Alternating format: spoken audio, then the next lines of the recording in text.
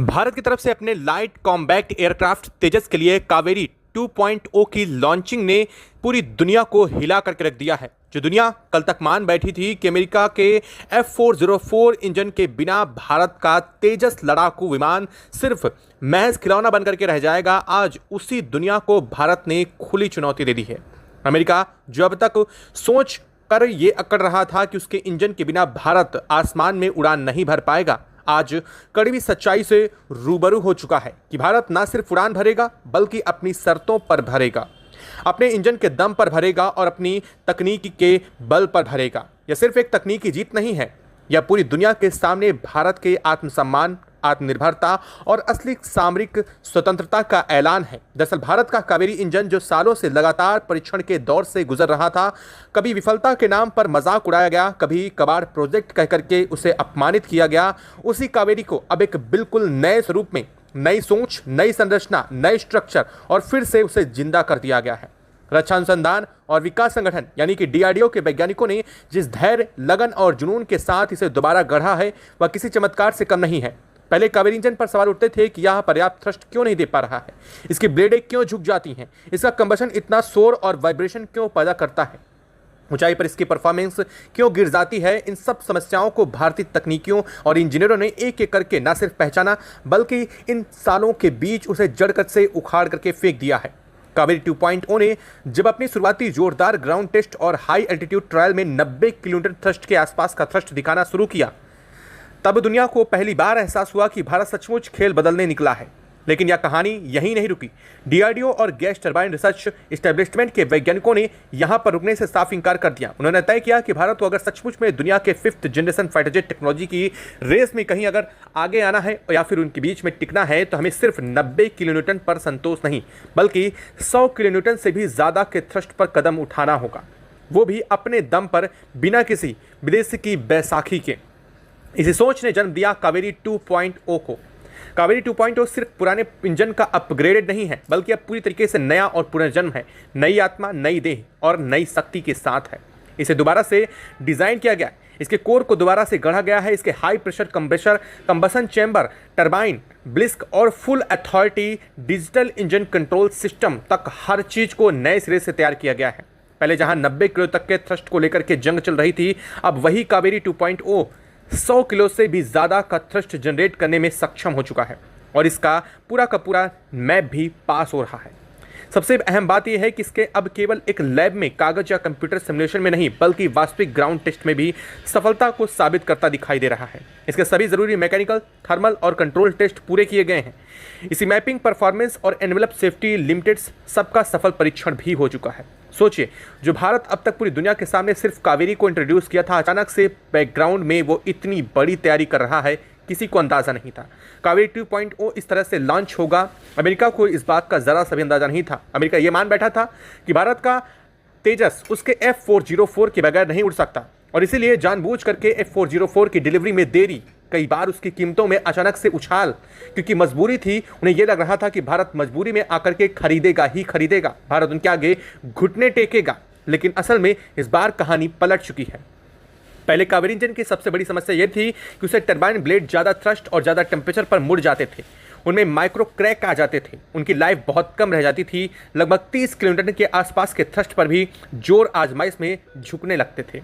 लेकिन अब कावेरी 2.0 के लिए जो नए मटेरियल्स और नई डिज़ाइन फिलॉसफीज अपनाई गई है, उसने इन कमजोरियों को ताकत में बदल दिया है। अब ब्लेड्स के लिए ऐसे विशेष मिश्र धातु टाइटेनियम और निकल ब्लेड सुपर एलॉय और जहां ज़रूरत हो वहां सिंगल क्रिस्टल टेक्नोलॉजी का भी इस्तेमाल किया गया है, जो 100 से लेकर के 110-120 किलोमीटर तक के थ्रस्ट को लेवल पर भी न सिर्फ टिके रहते हैं बल्कि लंबे समय तक अपनी मजबूती को भी साबित करते हैं। ईंधन दहन यानी फ्यूल कंबशन, जो पहले कावेरी इंजन में सबसे बड़ी चुनौती बन रहा था, जहां अत्यधिक कंपन, अस्थिरता, दहन और तेज आवाज के कारण इंजन की दक्षता और विश्वसनीयता पर सवाल उठते थे, उसे कावेरी 2.0 और खास करके जड़ से इसे पूरी तरीके से ठीक किया गया है। नए कंबसन चेयर को इस तरीके से डिज़ाइन किया गया है कि जैसे जैसे इंजन की स्पीड बढ़ेगी वैसे वैसे दहन प्रक्रिया और अधिक स्थिर होगी, अधिक नियंत्रित होगी और अधिक शक्तिशाली होती जाएगी। हवा और ऑक्सीजन का प्रवाह, ईंधन हवा का अनुपात, फ्लेम स्टेबिलिटी, हर पैरामीटर पर बारीकी से रिसर्च करके ऐसी ज्योमेट्री तैयार की गई है जो सुपरसोनिक एयर फ्लो में भी स्थिर दहन दे सकती है। यह वही विज्ञान है जिसे अब तक दुनिया सिर्फ गिनी चुनी महाशक्तियां अपने स्पेस रॉकेट और एडवांस जेट इंजनों में इस्तेमाल करती थी। अब वही इस तरह की इंजीनियरिंग भारत के कावेरी 2.0 के जीवित रूप ले चुकी है। कावेरी 2.0 एक जबरदस्त खासियत इसका प्रतिक्रियात्मक व्यवहार यह है, जैसे जैसे पायलट थ्रॉटल बढ़ाता है वैसे वैसे इंजन में हवा का प्रवाह और कंबशन की तीव्रता बिना किसी देरी के उसके साथ साथ चलती है।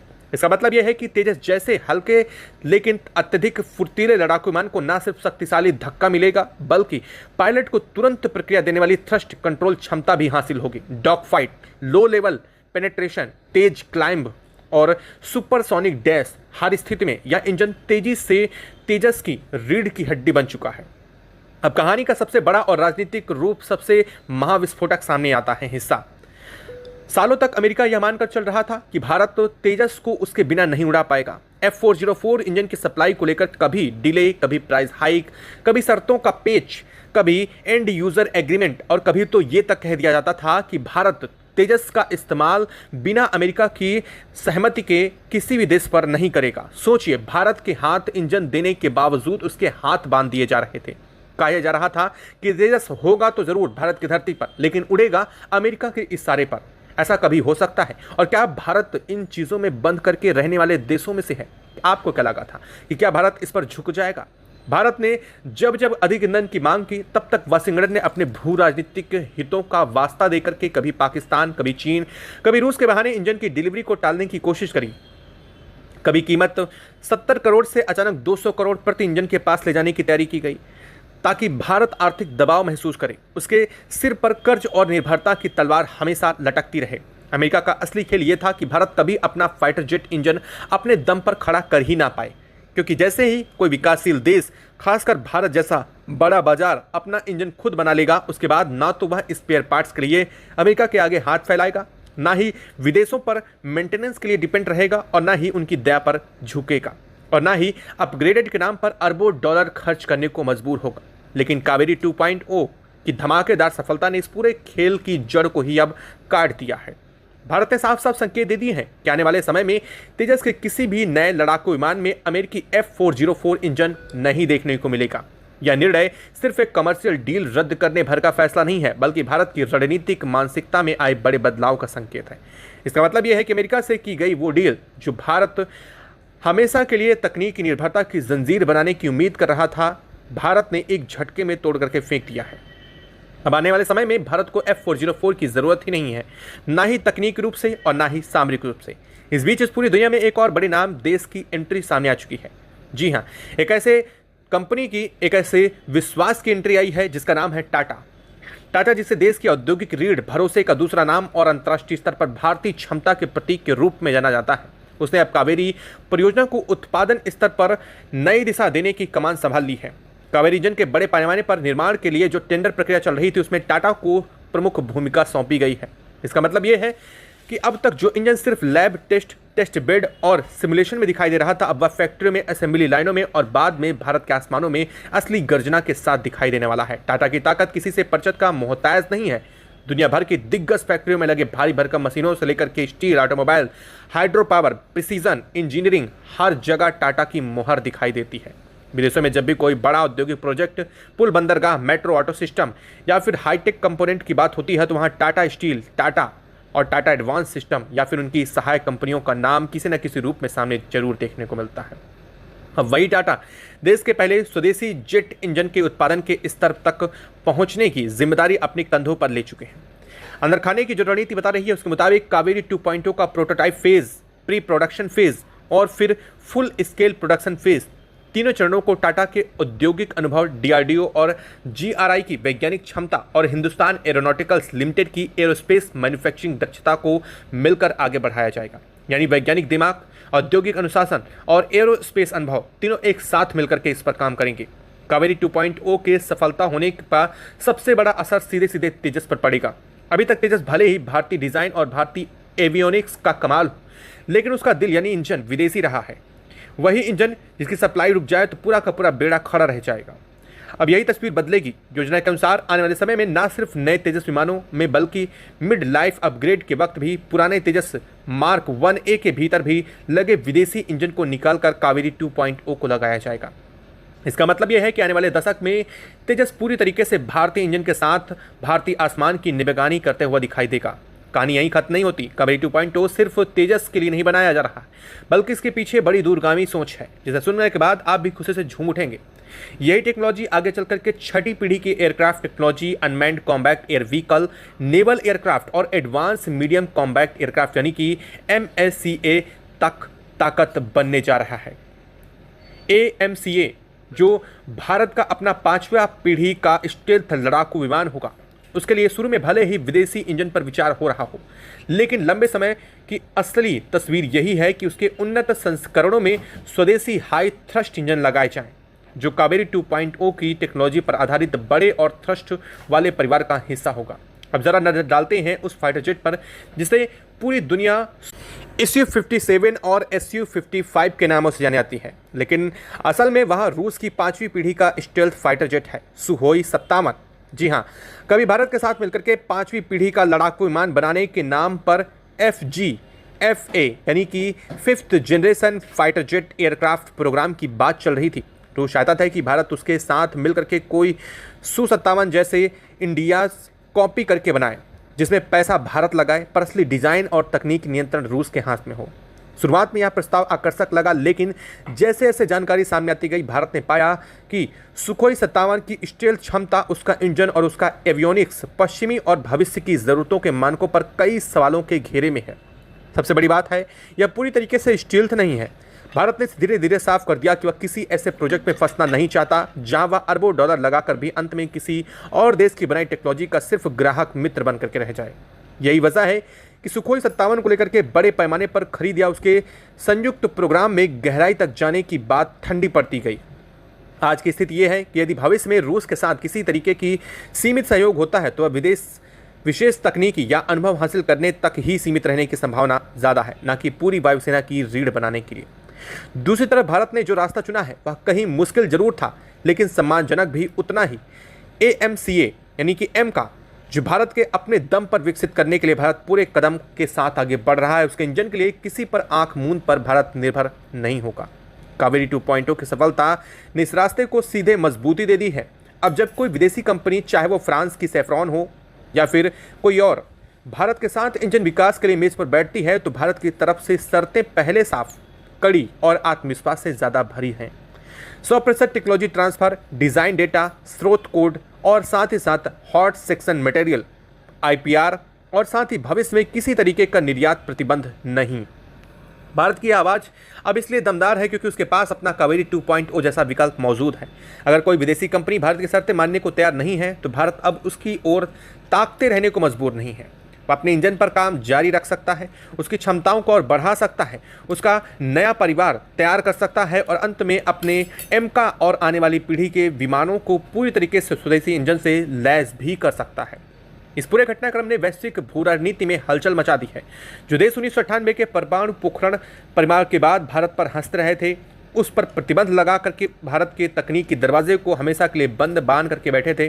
भारत कभी भी उच्च प्रदर्शन वाले जेट इंजन की दुनिया में कदम नहीं रख पाएगा। आज वही देश भारत के साथ इंजन तकनीकी साझा करने को, संयुक्त विकास और संयुक्त निर्माण के लिए लाइन में खड़े हैं। फर्क सिर्फ इतना है कि तब भारत उनके दरवाजे पर विनम्र मेहमान बनकर खड़ा था और आज वही देश भारत के दरवाजे पर खड़े होकर के भारत की शर्तें सुन रहे हैं। नया भारत अब आंख झुका कर नहीं बल्कि आंखों में आंखें डाल करके बात करता है। कावेरी 2.0 सिर्फ कुछ धातुओं, तारों, टरबाइनों या पाइपों का ढेर नहीं, यह उस मानसिकता का प्रतीक है जो कहती है कि भारत को तकनीकी गुलामी स्वीकार नहीं है। यह इंजन उन वैज्ञानिकों की तपस्या का परिणाम है जिन्होंने बजट की कमी, विदेशी दबाव, उपहास, असफल परीक्षण और राजनीतिक उठापटक सब कुछ झेल करके अपने सपनों को जिंदा रखा। यह इंजन उस औद्योगिक ताकत का प्रतीक है जो टाटा, HAL, मिधानी, गोदरेज और ना जाने कितनी भारतीय कंपनियों के रूप में दुनिया भर की फैक्ट्रियों में लोहा मनवा रही हैं। यह इंजन उस सैनिक की ढाल है जो आसमान में देश की सरहदों की रखवाली करता है। अमेरिका जो अब तक F404 जैसे इंजन के दम पर दुनिया भर की वायुसेनाओं को अपने इशारों पर नचाने की कोशिश कर रहा था, आज उसके सामने भारत ने एक बहुत साफ संदेश रख दिया है। अगर तुम तकनीक को हथियार बना करके हमें ब्लैकमेल करोगे तो हम वही तकनीक अपने दम पर बना लेंगे। और एक दिन ऐसा आएगा जब तुम्हें हमारे सामने इंजन बेचने के लिए भी चीनी मीठी बातें करनी पड़ेंगी। आज यही खबर कावेरी 2.0 की सफलता, तेजस का नया भविष्य, एमका की नई उड़ान, टाटा की यह औद्योगिक कमान, ये सब मिलकर के सिर्फ एक सुरक्षा समाचार नहीं बन रहे बल्कि एक नए युग की शुरुआत का ऐलान कर चुके हैं। आने वाले समय में जब भी भारतीय तेजस भारतीय आसमान में भारतीय इंजन के साथ गरजेगा, जब एमका की स्टील्थ परछाई दुश्मन की नजरों से ओझल होते हुए भी उसके रडार कमान और उसकी नींदें चुरा लेगी, तब घातक यूएसवी जैसी मानव रहित ताकतें दुनिया भर के सीमाओं में घुस करके बिना देखे अपना काम करके आ जाएंगी। तब दुनिया को समझ आएगा कि कावेरी 2.0 सिर्फ एक इंजन नहीं बल्कि युगांतरकारी मोड़ था। भारत के लिए वो मील का पत्थर था जिसके बाद भारत के लिए रास्ता बेहद आसान है। उस दिन जब भारत दुनिया के उन चुनिंदा देशों की कतार में खड़ा होगा जो शुरू से अंत तक अपने जेट इंजन खुद डिजाइन कर सकते हैं, खुद बना सकते हैं और खुद दुनिया को बेच भी सकते हैं, तब यह सवाल कोई भी नहीं पूछेगा कि कावेरी प्रोजेक्ट पर कुछ साल देरी क्यों हुई, कितने परीक्षण विफल रहे, कितने लोगों ने मजाक बनाया। तब सिर्फ एक बात याद रखी जाएगी कि भारत ने हार नहीं मानी, रुकना नहीं सीखा और तकनीकी गुलामी को नियति माने से इंकार करते हुए कावेरी 2.0 का वो चरण इस वक्त भारत ने साफ कर दिया है जो पूरी दुनिया को आने वाले भविष्य में अपने आगे झुकाने के लिए पूरी तरीके से तैयार है। प्राइवेट एरोस्पेस इकोसिस्टम एक होकर काम कर रहा है। दोस्तों, गोदरेज एरोस्पेस जैसी प्राइवेट कंपनियों ने इसके अंदर बहुत बड़ा रोल प्ले किया है। गोदरेज ने रोटर्स, कंप्रेसर, केसिंग और टरबाइन मॉड्यूल्स की सटीक मैन्युफैक्चरिंग की है। मिधानी यानी कि मिश्र धातु निगम लिमिटेड ने वो स्पेशल टाइटेनियम अलॉय सप्लाई किए हैं जो इस इंजन को हल्का और बेहद मजबूत बनाते हैं। हाल असेंबली और सिस्टम इंटीग्रेशन का काम कर रहा है। दोस्तों, आप बेहतरीन मिसाइल बना सकते हैं, रडार बना सकते हैं, लेकिन जब आप खुद का जेट इंजन नहीं बना सकते हैं तब तक आप खुद को ग्लोबल डिफेंस पावर नहीं कह सकते हैं। दुनिया के अंदर आज केवल अमेरिका, रूस, ब्रिटेन और फ्रांस, ये 4 देश हैं जिनके पास उच्च प्रदर्शन वाले जेट इंजन को शुरू से लेकर आखिरी तक डिजाइन और निर्माण करने की पूरी और प्रमाणित कैपेबिलिटी है। अब दोस्तों, अगर आप हमारे पड़ोसियों की हालत देखेंगे तो आपको भारत की इस सफलता का असली मोल समझ में आएगा। चीन ने पिछले कुछ दशकों के अंदर जेट इंजन बनाने की अपनी जिद में $20 बिलियन से ज्यादा पैसा पानी की तरह बहाया है। उन्होंने दोस्तों WUS-10 और WUS-15 जैसे इंजन बनाएगी और 10 आरदारा की आपको 10 देखने को मिलाएगा। है रूसी इंजनों की रिवर्स इंजीनियरिंग की जमकर कॉपी पेस्ट किया, लेकिन नतीजा क्या निकला? आज भी चाइनीज फाइटर जेट्स के इंजन विश्वसनीयता के मामले में दुनिया भर के अंदर संघर्ष कर रहे हैं। उनकी लाइफ साइकिल बहुत कम है और वो हवा के अंदर काला धुआं छोड़ते हैं। पाकिस्तान की बात करना तो समय की बर्बादी है। उनके JF-17 थंडर फाइटर जेट्स में पुराने रूसी RD-93 और घटिया चाइनीज इंजन लगे हैं और उनकी भयंकर मेंटेनेंस समस्याओं ने पूरे पाकिस्तानी एयरफोर्स के बेड़े को ग्राउंडेड होने की कगार पर ला दिया है। दूसरी तरफ भारत ने कावेरी प्रोजेक्ट के ऊपर 1986 से लेकर अब तक मुश्किल से 2000 करोड़ रुपए खर्च किए। जी हां दोस्तों, एक राफेल जेट की कीमत से भी बेहद कम और इतने कम बजट के अंदर भारतीय वैज्ञानिकों ने वो तकनीक अचीव कर ली है जो चाइना $20 बिलियन फूंकने के बाद भी आज तक स्टेबल नहीं कर पाया है। और यही कारण है कि ड्रैगन आज गहरे खौफ में है। उसे पता है कि एक बार भारत ने खुद का फाइटर जेट इंजन पूरी तरह से ऑपरेशनलाइज कर लिया तो भारत को अपनी जरूरत के हिसाब से हजारों की तादाद के अंदर तेजस और घातक ड्रोन बनाने से कोई नहीं रोक पाएगा। दोस्तों, यह स्केलेबिलिटी युद्ध की स्थिति के अंदर चाइना के मास प्रोडक्शन को सीधी टक्कर देगी। तो दोस्तों, अब आगे क्या होने वाला है? भारत सरकार की रणनीति बहुत ही आक्रामक, स्पष्ट और दूरदर्शी है। GF-4 104 इंजनों की डिलीवरी रुकने से हाल के हैंगर के अंदर जो 30 से ज्यादा विमान खड़े हैं वो भारत के लिए एक बहुत बड़ा सबक है। भारत अब चुपचाप इंतजार करने वाला नहीं है। दोस्तों, मास्टर प्लान यह है कि 2030 के दशक के अंदर जब वर्तमान तेजस मार्क एका के बेड़े से अमेरिकन इंजन अपनी मिड लाइफ अपग्रेड यानी ओवरहॉल साइकिल के अंदर पहुंचेंगे, तब उन्हें निकालकर डस्टबिन में डाल दिया जाएगा और उनकी जगह पूरी तरह से स्वदेशी कावेरी 2 इंजन को फिट कर दिया जाएगा। यह विदेशी इंजन पर डिपेंडेंसी को पूरी तरह से खत्म करने का अल्टीमेट मास्टर स्ट्रोक होगा। इसके साथ ही दोस्तों, भारत अपनी अगली पीढ़ी के फाइटर जेट्स के लिए भी एक पैरेलल रणनीति पर काम कर रहा है। Bharat advanced medium combat aircraft यानी कि AMCA के लिए तैयारी कर रहा है। दोस्तों, 5th जनरेशन के इस स्टेल्थ फाइटर जेट के लिए 120 से लेकर 140 किलो न्यूटन थ्रस्ट वाले एक महाशक्तिशाली इंजन की जरूरत है और इसके लिए भारत फ्रांस की सैफरन कंपनी के साथ एक जॉइंट प्रोग्राम चला रहा है। लेकिन भारत ने यहां भी अपनी शर्तें बिल्कुल साफ कर दी हैं। सैफरन के साथ डील में भारत ने एक 100% technology transfer, design calculation, source code full IPR यानी मालिकाना हक और इंजन के हॉट सेक्शन तक अनलिमिटेड पहुंच की गारंटी मांगी है। दोस्तों, भारत नहीं चाहता कि जो धोखा अमेरिका ने 1998 के अंदर दिया वो भविष्य के अंदर फ्रांस या कोई और देश दोहराए। डील के अंदर किसी भी तरह का रीसेल या फिर एक्सपोर्ट प्रतिबंध स्वीकार नहीं किया गया है। अगर आप ग्लोबल जियोपॉलिटिक्स को समझते हैं तो आपको पता होगा कि एरो इंजन सिर्फ एक तकनीक नहीं है, यह एक बेहद खतरनाक रणनीतिक हथियार है। जब कोई महाशक्ति किसी विकासशील देश को अपना फाइटर जेट इंजन बेचती है तो वो उसे 30 से 40 साल के लिए अपना तकनीकी गुलाम बना लेती है। स्पेयर पार्ट्स, मेंटेनेंस और अपग्रेड के नाम पर उस देश से अरबों डॉलर ऐंठे जाते हैं और उसकी विदेश नीति को भी ब्लैकमेल करके कंट्रोल किया जाता है। दोस्तों, अमेरिका यही खेल भारत के साथ खेलने की कोशिश कर रहा था।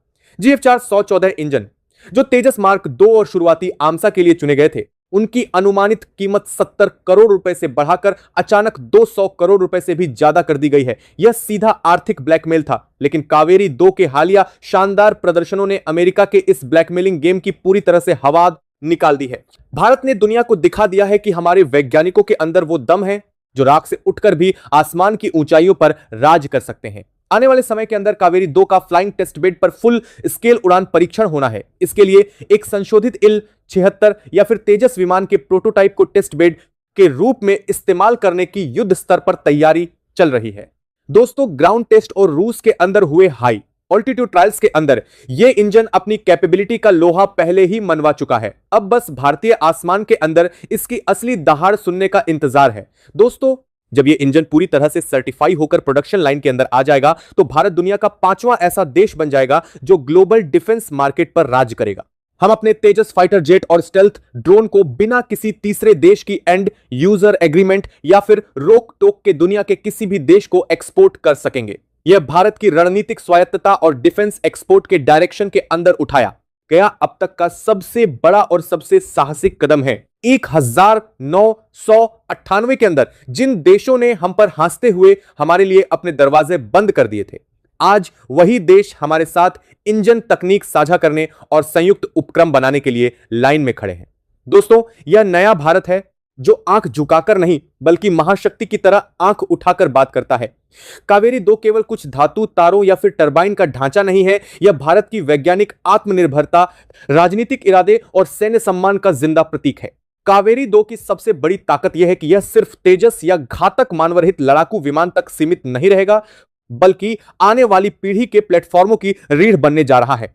यही इंजन तकनीक आगे चलकर अलग अलग शक्ति वर्ग थ्रस्ट क्लास के इंजन परिवार में बदल सकती है।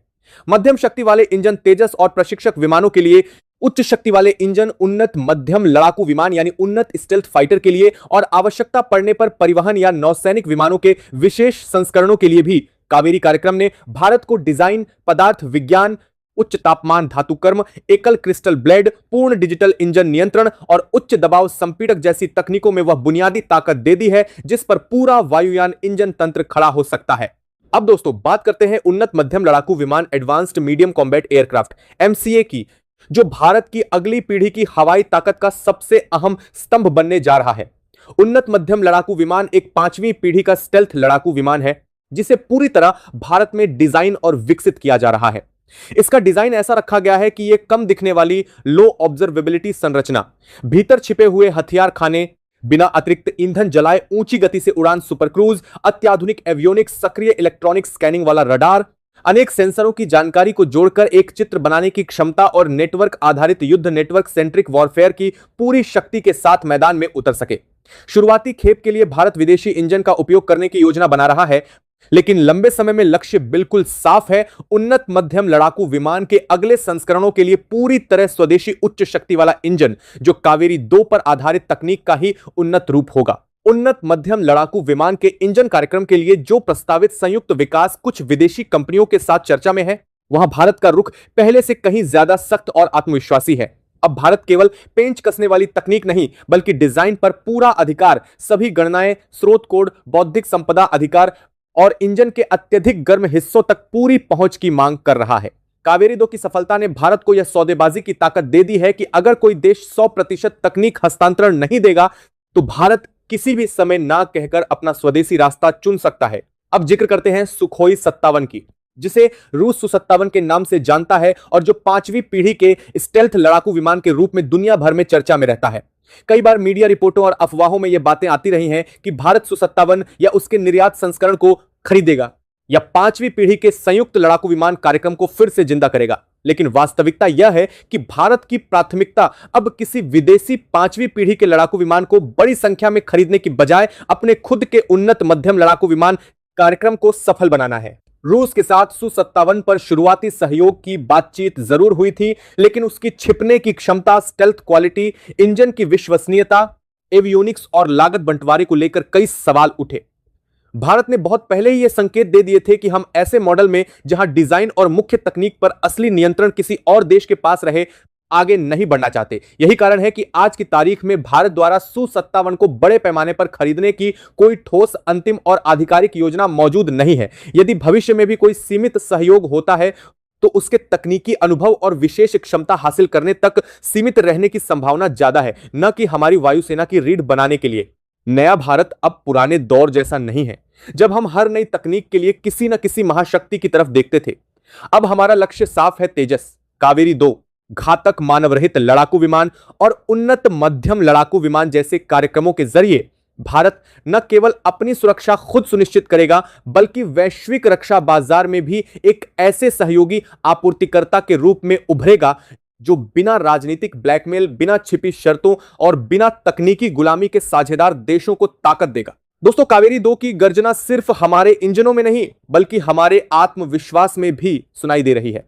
कल तक जो देश हमें कबाड़ प्रोजेक्ट कहकर हंसा करते थे, आज वही हमारी प्रयोगशालाओं के दरवाजे पर दस्तक दे रहे हैं। आगे की लड़ाई सिर्फ आसमान में नहीं, बल्कि तकनीक, आपूर्ति श्रृंखला और भू राजनीति के हर मोर्चे पर होगी। और इस बार भारत तैयार है अपनी शर्तों पर खेल खेलने के लिए।